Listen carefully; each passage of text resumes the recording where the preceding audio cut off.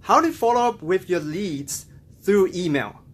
So as you're coming in, drop your name and where you're coming from below so I can give you a shout out. And today I'm going to cover a really important topic as a lot of my team members and clients, they're asking me like, how can I follow up with somebody through email? Like, now I have the email address. What's the first thing I should send them to increase the chance of getting a sale or getting a sign up, right? So, I used to, I am still, bad with writing. So if you are not good at writing, you don't know what to write in your email, this is a good start, right? Because I started with the same place, and I'm going to share with you 5 crucial components to include in your email so that you can get more sign up and more sales through your email. All right. Hey, Courtney, how's it going?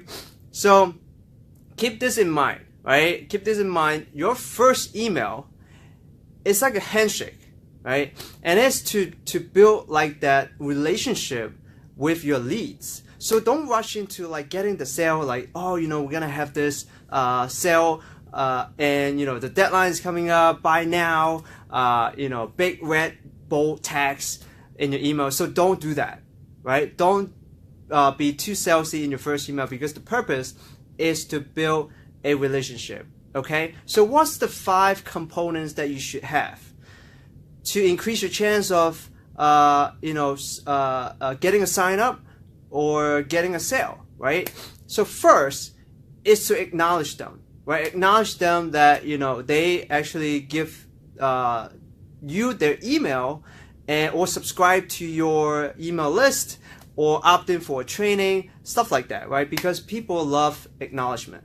And if you do that, they will love you more and come back to consume your content because they know that they're gonna get what they're looking for from you, which is the acknowledgement part. All right. So the second component in your email is to introduce yourself, and it's not introducing yourself in a way that would bore somebody, right? Because the purpose of introducing yourself is really to relate and to let them know who you are, right?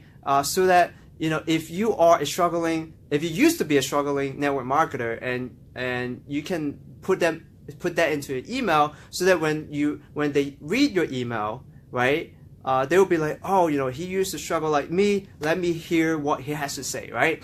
So number 3, which is very similar to number 2, is to tell your story, right? How many times have you heard from a person who talks about like theory, concept, and you get bored? But when you listen to a story and then you woke up, right? Quick example is I was at church, and then the message was very conceptual, right? There's no background, there's no real example around the message, so it got boring. But another week, the pastor was using a story, and then it was so captivating, right? And the only difference is that you are telling a story. So tell your story.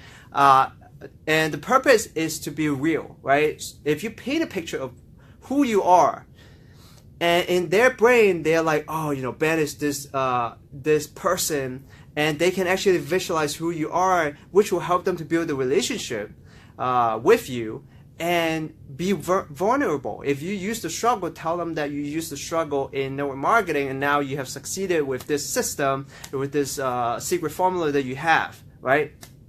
And also, at the end of the story, you want to tell them, how you got out of your rut, and maybe it's a system that you're using, right? So we enforce the benefit of why your lead sign up for your email, right? Maybe you're sharing that system, that secret formula that you use to build your network marketing business. So tell them, hey, you're gonna get that exact same system that I went from struggling network marketers to now, recruited like 300 reps in 7 weeks, and look forward to learning from the training.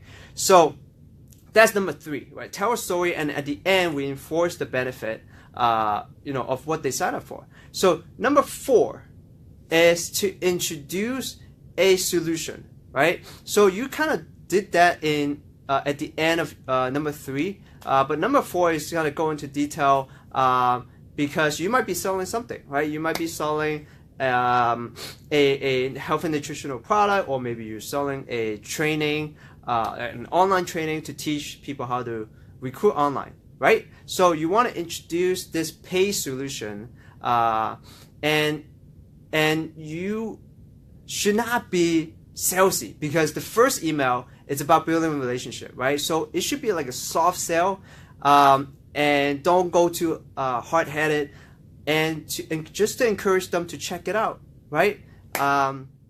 So that they have something to look after for, because they might be looking to buy, right? It's great that you give them your free training, right? But they might be looking to buy like an actual course so that they can learn faster. They can go ahead faster, right? So definitely introduce that solution in a non-salesy way. Number 5, which is optional, is to open a loop, right? So a quick example is that if you have watched Game of Thrones, at the end of the episode, they always end with a sin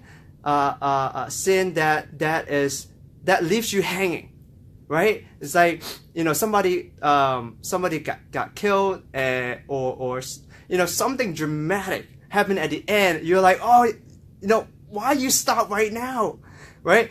That's an open loop. It's opening a loop in your head, which keeps you curious, keeps you looking forward to the next episode, right? So in your email, you can do the same thing. So say something that's curiosity provoking. Maybe say something like, tomorrow I'm going to tell you a shocking secret that I discovered throughout my 6 years in network marketing, which will help you to X, Y, and Z, right? So this way, they are eager and excited to look forward to your next email, all right? So this is optional, but it will definitely help you to get more attention from your leads. And more attention mean more, they're going to look into your product, or maybe they're going to look into your opportunity, things like that, right? But keep in mind, the first email is to build that relationship, and what we call like know, like, and trust factor, right? So if the more they like you, or know you, like you, and trust you, the easier they're gonna sign up or buy from you. All right. So I hope you got a lot of value from today's video. And if you have any questions, just drop a comment below and share with your team on how they can actually send out this follow-up email so that to increase the chance of getting a sale or getting a sign up. All right. So I look forward to seeing you in the next training. Have a great day.